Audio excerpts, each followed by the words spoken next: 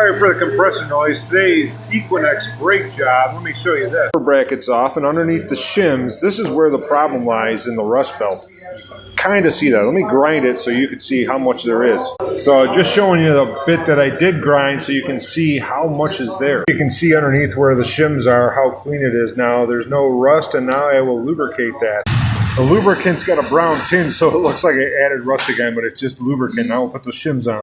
Brand new shims with the lubricant on top. Now we can put the brakes back together, and the brake pads won't hang up. Thanks for watching. Please like and subscribe.